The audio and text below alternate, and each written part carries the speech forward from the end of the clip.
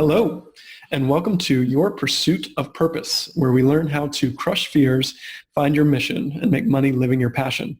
Today, I'm very excited to have my guest, Dr. Holly Woods. Welcome, Dr. Woods. Thank you, Ben. Great to be here. I'm so excited to have you. You are an evolutionary accelerator and founder of True Power Academy. And just a few more words about you. You work with high performers who intuitively know they're here to do something even bigger in the world, but are afraid to live into that most powerful and potent version of themselves. People who are hiding from the truth of who they really are. It's a cool bio. Tell us a little bit more about the work that you do, and then we'll go into the backstory. Yeah, great. Thanks, Ben. I work with people who are like me, who knew at a pretty early age that I came back to do something really important. And that's true for most of my clients. They have this very urgent, desperate need to express something that they came to do. It's like they have this little seed inside that wants to be birthed or planted. So they know it's big, and that's part of why they're afraid, because they know that it's likely to cause some shifts in their life, and they're going to have to face some things about themselves, and that once it's expressed, it's going to produce some pretty powerful impact in the world, and they know it's their major contribution. And so all of those things cause a bit of trepidation. Am I up for it? Am I really capable of doing this? Who am I to bring something like this into the world? So I help people rediscover the truth of who they are, who they're really meant to be, and then let go of the fear and the doubt that keeps them small, so they can get out of their way. And then I help them walk courageously into that truth to fully express who they are in a more powerful way, so they can have more contribution and impact. And that's basically what I've had to do for myself. I've had my own coaches and supporters, and I've had to learn to walk very courageously into the future in order to bring my work in. So right. I've been a transformationalist for about 35 years. But lots of tools to do this with people. Awesome. I think that's such a beautifully expressed way of what you do, and I respect that mission a lot. How did you get started on that track, and tell us about some of the different tracks that you've learned along the way that have become part of your toolbox? Okay. Well, I pretty early in life, as I mentioned, I heard voices that said I was here to do something important, and I had no idea what those voices were. I thought, maybe there's something wrong with me. I'm weird and hear Right. things. I think that's true for many of us who know that, we hear messages. And I also had a pretty difficult childhood and had a lot to recover from, basically, as I moved into my adolescent and adult years. And in that process of wanting to recover from the trauma of my childhood, I just kept learning and kept, gaining new certifications and modalities, et cetera. I've got a doctorate in human behavior and human development. So I've studied sort of the scientific underpinnings of who humans are and how we evolve. I'm a integral master coach, so I've studied a lot of the integral theory, human development theory. I'm an energy worker. I've done 5 different modalities. The most recent version is core individuation, where I really sort of have studied the anatomy and physiology of our big, massive, subtle structures, which really are our houses on the planet. I'm a mediator, facilitator. I could go on and on. Basically, I've studied consciousness, somatic experiencing professional. Wow. It's I've got kind of a ridiculous resume. Which one's the best? I use them all simultaneously, basically. I've learned to read people and see people. I'm also an intuitive empath, and I've learned to channel. So I see people in ways that many others can't see people. I see people's essence, literally, which helps me to extract the juice from them. I can get people really excited about who they are because I see the bigness of you. I see the potential that exists in each person that I work with. And then I also see the parts that aren't quite developed or, that need some work. And that's my human development work. And I, as a media facilitator skills, I actually mediate you coming into resonance and full integration. So we go and call on the parts of you that weren't integrated, that became fractured in childhood. And through my energy work, I actually can help you repair parts of your subtle structure, subtle anatomy that are not necessarily cohesive, coherent, and we can get rid of the residue that resides in you from this or past lives. So there's a whole conglomeration of things that I do on, in addition to the work of really calling in your destiny, calling in your higher self, your higher calling. And because of all of those capacities, some of what has occurred for me is that it's not a lifetime of work to figure this stuff out. Right. It can happen pretty efficiently. And that's why I now call myself an evolutionary accelerator, because we really can. We have the technologies now, the human development and the spiritual technologies and the flow state technologies. We know how to do this in a way that is important for the time we're in, given how urgent it is for more of us to really be on task and focused and attuned to our purpose. Awesome. So diving in a little bit to that, if you have someone like myself come to you, I want to accelerate my evolution. Is there kind of that groundwork that you need to do with energy before you can get there? Is that a simultaneous process? What's the process look like there? Yeah, it's simultaneous. So nothing has to happen before anybody else. And when I'm working one-on-one with people, I generally see where they are and what they need most. And also generally start with beginning the process of figuring out, rediscovering what it is your purpose is. So we do a lot of talking to your soul, directly to your soul through meditations and guided visualization. I do a fair amount of brain entrainment work to bring you into resonance with a stiller, slower, calmer brain wave that lets you access your own insights and connection and attunement to the messages that you're here to receive. So I basically teach people how to be intuitive through that process. So and is that essentially like the same wavelength as hypnosis? It's you can access messages at different brainwaves. The key is to bring down the beta, amplify the alpha, and then you start moving into theta, delta, and ultimately gamma, which generally takes much longer. But theta, delta stages, and delta is sleeping, but somewhere in between the subconscious and the sleeping is where you start accessing. And I have quite a few technologies to actually help people learn to be intuitive and listen to your own guidance. So collectively, between the work we do, which is talking to your soul, there's some exercises I do about looking at the history of your life and what are the occurrences, the experiences, the drama, the synchronicities, the passions, the things that have occurred that are related to both the gift of your purpose and all of those, the shadow of your purpose. So looking at all those things, look at your dreams. We look at observations of other people in your life to see what it is that you're actually doing on a regular basis that looks like your gift. So I help people collect all these data, and then we sort of triangulate it and narrow it down to a very nuanced, very specific, one-of-a-kind version of your purpose. So our work generally starts there in addition to what's holding you back. So we look literally at the fear and the doubt, the resistance to you being your most full expressed self. Awesome.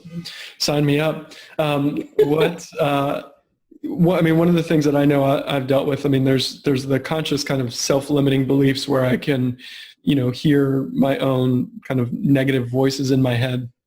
But I also have a consciousness of some physical blocks, related to anxiety and just not being kind of fully open.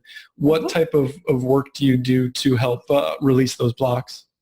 Yeah, so that's where I was trained as a somatic experiencing professional, and that's some pretty basic somatic work. There are breathing techniques. There are sort of somatic placement techniques where you figure out what in your environment is causing the reaction.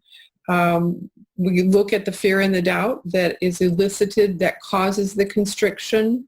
So there are a number of different technologies that I use, probably a little more to explain than we have in this time frame, but some basic, looking at the fear and the doubt and the beliefs. And I also do voice dialogue in a pretty unique way that goes in and looks at the fractured elements of your psyche that split off in childhood, and we bring those back online and cause them to renegotiate roles for those parts.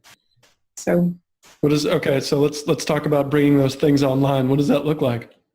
So the voice dialogue, is that what you're asking about? Yeah. So the fractured parts of our psyche from childhood, we want to piece Humpty Dumpty back together, right?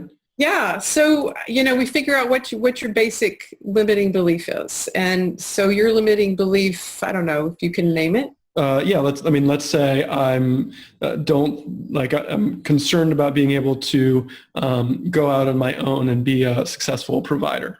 Uh-huh. And successful provider meaning care for your family.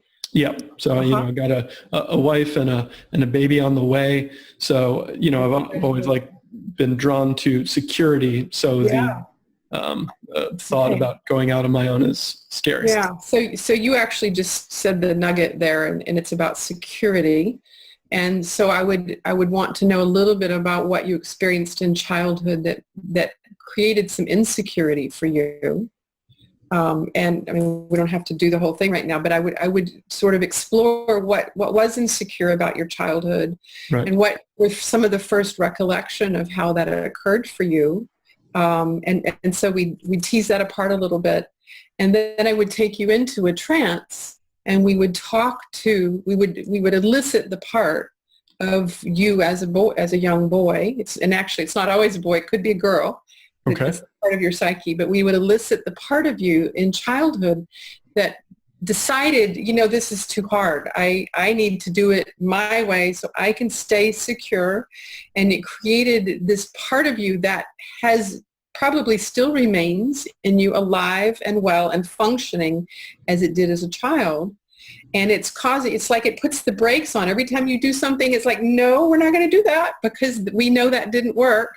Right. And so go in and talk to that part and figure out how that part served you in childhood, but it's no longer serving you. But there's something about it that still is a gift to you, and we renegotiate the role of that part to better serve you now. And then out of trance, I actually walk you through how to be in relationship with that part, so that you can build a more coherent, cohesive way of relating to that part, so that you're not rejecting it. Because what often happens is those things that occurred in childhood that served us, at 5, and then at some point we realized, I don't want to be that way anymore, and I'm going to reject it, and it's going to sit over here. Well, it's still sitting over there. Right. Doesn't go away. So that's the gist of the process. One of the processes we would use. Interesting. Yeah, it's fascinating because I know that there's so much about limiting beliefs and so much of it is inscribed in childhood. And I think it's unique or not. You don't see all the time that people think about treating it in a trance-like state to access that. But I can see the power in it and just my own fear about doing it and be like, makes me more curious about it. Yeah, we don't have access to that in our logical left brain predominant prefrontal lobe state. And it's why it stays over here in the corner, because we're thinking it's bad. And, I can't allow that part of me to emerge in my daily life because it'll limit me. But in fact, because it's still there, it's limiting you. And so we so I do this different than most. I have been trained in traditional methods, and this is my own version of how to do it, because I've found over time, and this is the mediator in me, that when we renegotiate, everything is a gift. Every single part of our life has been a gift. It's a blessing. Right. So when we renegotiate, bring those blessings into our life and learn how to use them, to benefit our moving forward as an integrated whole being. That's when we're going to be most effective in living our purpose. And Right. that's the work that most purpose people aren't doing fully, I think, in, the bringing all of me here. And that's part of how you accelerate, is you got to bring all of you here, every single part of you that you have any doubt or fear about, that you reject, some part of you that you don't like. We need all of us. We've got to be whole beings to do this. All right. So you've put my fractured psyche back together. Then what? Well, and so in this time, and there's a lot of other steps, but in this time, we probably will have figured out some facets of your purpose, and there are a number of facets to your purpose. And I would actually want then for you to start exploring what that looks like in the real world. One of the things that I get really excited about is when we rediscover some elements of your purpose, then I actually guide you into sort of beginning to embody and manifest. So we do some exercises where you actually start bringing that purpose into your body, and in stronger ways through some guided visualization technologies. I've developed a technology called the Visionary Vibrational Vector, which is a combination of a flow state and your futuristic purpose. And when you bring that in, you actually have this version of your purpose that you can harmonize with. It's very powerful. And I would also ask you to start taking some steps related to what your purpose is. And so we'd be pivoting, slowly, low risk. How can you express that? What are some ways that resonate with you? And so we would be trying those things out. Often people are afraid of living into purpose because they think they've got to either go walk in the desert for a year to figure it out, or take this massive vision quest, or quit their job and travel the world, or, give up something that is important to them. And most people aren't willing to do that. And in fact, once you get close to figuring it out, you actually can take really small, short steps, after work on weekends that start giving you some sense of, well, does this resonate with me? What is the energy of this? So I would also teach you how to examine, explore, and measure the energy of your particular actions so that you can see, oh, this really resonates with me, that doesn't. And you begin to examine the energetic potential of your actions in the world to see if, this particular expression is aligned with you. Right. So it's another form of attunement or alignment. Yes. I mean, and I've noticed in my kind of own exploration of purpose, my story was starting with what is the purpose question. And I started the podcast so I could start to explore it. And it was a way for me to level up out in the world in the nights and weekends outside of work. And Great. The common threads of people who were living purpose-led lives. And, I found that, similar to what you said, like the energy that I got from having those, meaningful conversations was something that, left me more energized than less, and something that resonates with me. Yeah. Another piece that is really important in my work is the energy work itself, the energy healing, energy modality that I use. And that some of what is able to, enables people to accelerate in this process. So we're really removing the parts of either your current life or past life, the signatures, the residue, the hidden agendas, the death weapons. There are lots of things that kind of get stuck in our subtle structure. And our subtle structure, this huge structure that we really have, is like our house on the planet. We, source energy, literally, we come in as souls and source energy comes into us and is expressed throughout our structure. And when our structures are not healthy, it's no different than when our bodies aren't healthy. If I'm not eating well and sleeping and taking care of my body, it's not going to function as a very efficient vehicle for me to express myself in the world. I'm not going to be able to run a marathon if I wanted to do that. Your subtle structure is the same. If it's not vibrant and alive and dynamic and fully supporting you, then it's not going to be able to support you being attuned to your purpose. So the work I do includes sort of giving you this big healthy house to live in here on the planet, so you can be more aligned and a powerful individuated expression of source energy. So that all makes perfect sense. And I also want to, for the potential skeptical listeners, there was a death weapon in there, and it's stuck in my psyche. We need to talk about that a little bit. Do I have death weapons stuck in my psyche? What's going on? No, it's not stuck in your psyche. It's stuck in my subtle structure. My your subtle psyche structure is an abstract concept related to the mentation of your brain. It's a sort of a 20th century concept. And I completely believe in psyche. I've studied psychology and a doctorate in behavioral sciences.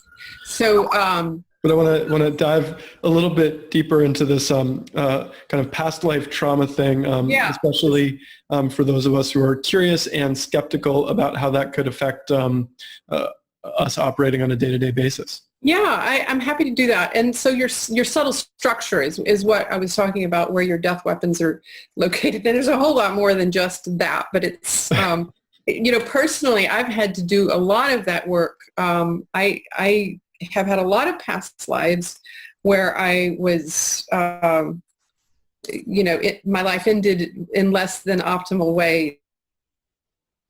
Is because I was a truth teller. I came in as a truth teller in this lifetime as well. It's what my soul's here to express. I speak powerful truths to shine love onto shadow, to liberate soul's potential. And so that's my purpose. You're like, no big deal. Unite love and power. No big deal. Just I've had like 600 lives where I've been killed or maimed or tortured. And so for me coming into this life, my first 45 years or so, I hid a lot. I was afraid of a lot. And since I've been doing this energy work and doing a lot of regression about, I was killed or I was burned or, beheaded, whatever. It made a lot of sense to me. I don't have to relive any of that stuff. It's not like I have to dramatize it again. It's like, no wonder I've been so scared in this lifetime. I was killed all those lifetimes. And, so I have big things to do on the planet. I came back intentionally to re-experience that fear and work through it. So all of those things that we experienced in lifetimes, we bring an imprint of it with us, basically, that we now have the technology to get rid of those imprints. I mean, we can work through this. You don't have to walk around with any of that stuff in you. And not everybody has a bunch of death weapons. I'm not suggesting everybody I work with has had my experience, because they don't. Very few people. But there are things that we do bring with us in lifetime, because our subtle structure actually transcends lifetimes. Our soul and our subtle structure transcend, and then there are parts of our structure that don't. Our bodies don't, obviously. So clearing your structure so that it can be here now and present fully to support you in this individuated expression in this lifetime, and be on purpose, on task in this urgent time. Like, why wouldn't you want to clear it? It's like you want to keep your car, the engine in your car clean. Can we keep our subtle structures clean? So I'm curious. I think that's how does one who is sent here with this mission, how does one scale work that seems so individual to align with your mission?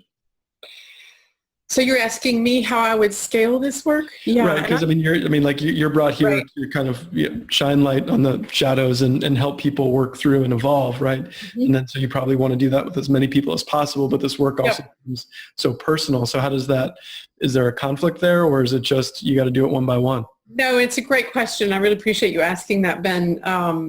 I am in process of developing some online courses and some group work.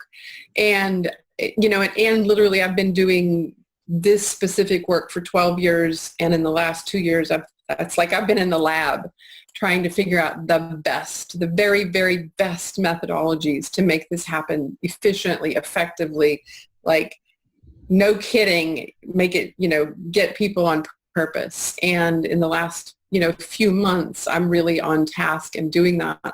So I'm taking the best of my methodologies and I'm going to offer them in online courses. And, there still may need to be some individual work done if people run into roadblocks.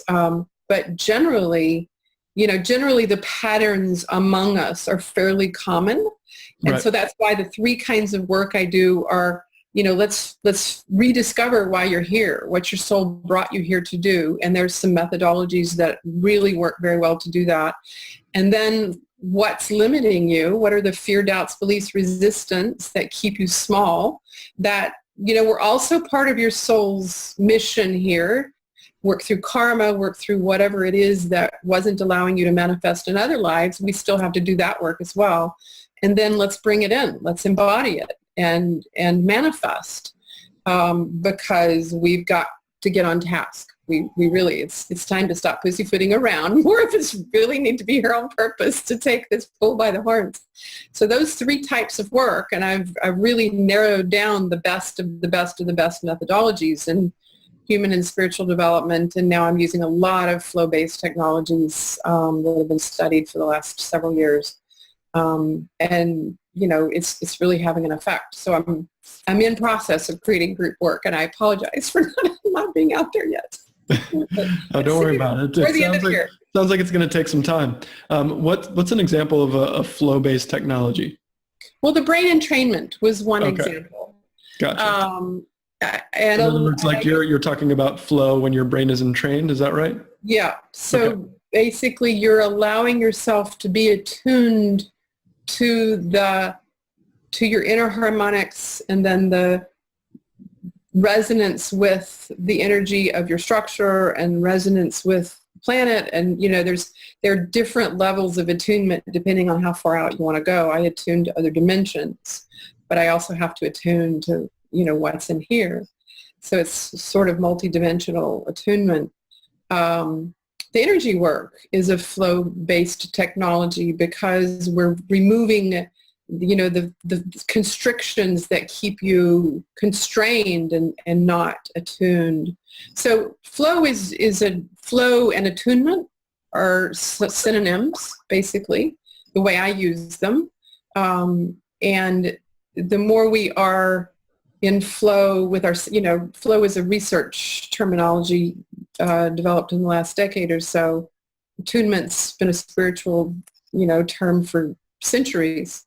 So really what I'm trying to do is create a coherence with self, with other, with environment, with planet, with other dimensions. So those levels of attunement or flow is what I'm trying to do. You can do that with prayer. Right. Not a lot of us pray anymore, but it certainly was an early type of attunement technology. There are many other technologies that are coming online. A lot of apps now these days that, meditation apps, and HeartMath has a coherence model. I don't necessarily encourage my clients to use plant medicine. Some people use that to get in a state of flow. Right. It does have an effect on your subtle structure, so there's pros and cons of doing that. All right, so you're obviously on a big mission to help change the world, because we are in these these trying times. trying times of urgency, and you're also in tune with other dimensions. What do you give our odds, huh? I mean, it's not looking good, right? No, see, I actually, one would think that. I don't have that impression. And in fact, I get, messages that if we just stay on task, And more of us come on task, that we've got pretty good odds. All right. And it's going to take a number of us. It's not going to take the whole planet. It's fewer than you think.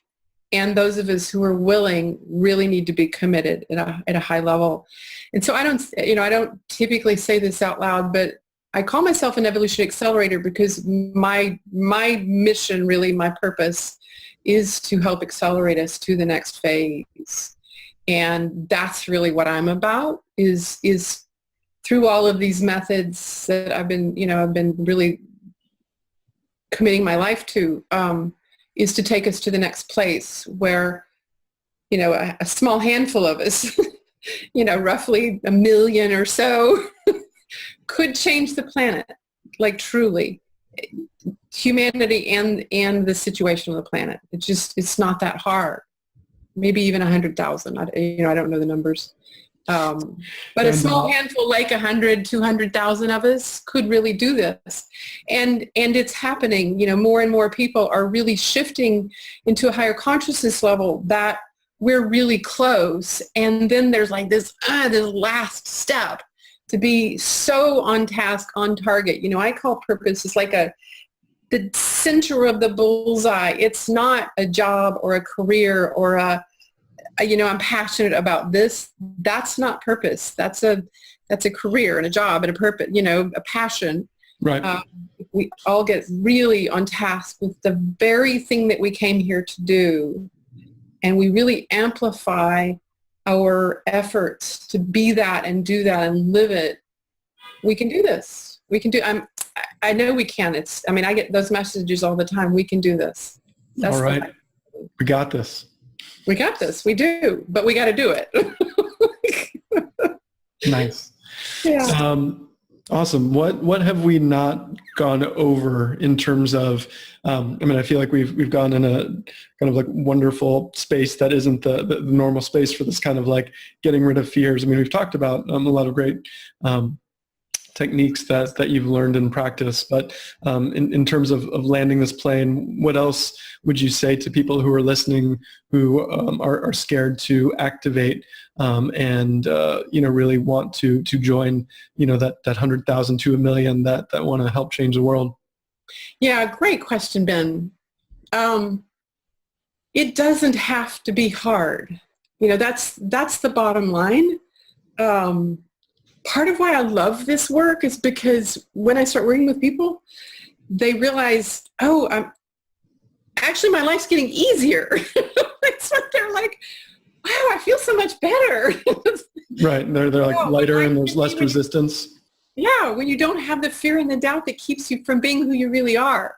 Not only do you get to be who you really are, so you have all this excitement and delight in the truth of this life I came to live, and you're less fearful and you have fewer doubts and there's less resistance to the things that you really want to do. So there's more ease, and then joy starts flowing in, and it actually gets so much easier.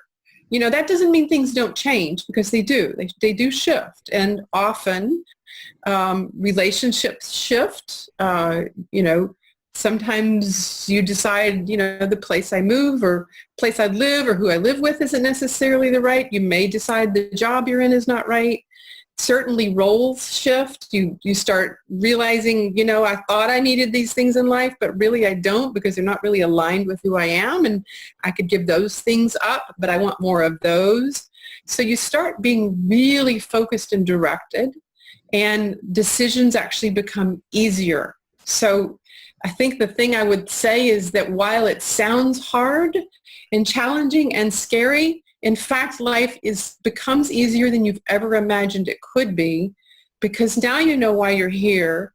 Now you know how to make decisions based on who you really are, and you can get rid of all the extra stuff that you don't need, that's not serving and doesn't really make you happy, and certainly isn't serving the planet. Right.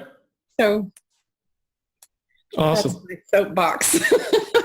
No, I'm up for living easier, and I'm sure many of the listeners and viewers are too. So I think it's a great invitation to explore the space and give yourself a shot if you've got that inkling that there's something more out there. So I think it's a great message. Well, there's something more out there for everybody, even if you don't know it yet. So not everybody has that urgent feeling of needing to express themselves. And I would say to those people, just, follow your scent of the things that you're most interested in or curious about, and keep following them until you do have some need to more fully express yourself. Because then it will turn into an urgency. Wow, I like more of this in my life. What would life be like if I were actually more on task? So, it kind of it can come in stages for some people. Yes. Awesome. You've got a free gift for listeners today. Yeah, I do. And I'm very excited about this. One of the things I love to do is pull people into a vibration that gives them an experience of what it's like to live your higher calling or your purpose. Okay. And so I've recorded a guided visualization to help people accelerate their evolution to their higher calling by both imagining and experiencing themselves as their most powerful and impactful version. So because we know that discovering and living into the truth of who you are, it begins with imagining, often what I call imagining the inconceivable, because most of us don't really know what our purpose is, so it's hard for us to even conceive of who we are. So by imagining that, it actually pulls you there. And so I'm going to take people on this guided journey to have an experience of their higher self or their higher calling. And in that, they can begin to experience viscerally and sensorily and somatically and vibrationally what that feels like and how much better that is than our sort of everyday experience. So you can use it as often as you like, and it kind of gives you a sense of, oh, that's what life would feel like if I were living more on purpose. Awesome. Well, appreciate it, and appreciate the wisdom you've shared today, and have given a lot for my mind to, and listeners' mind to wrap around. So appreciate that. You're welcome. Thank you, Ben. I have appreciated the conversation. It's been very fun.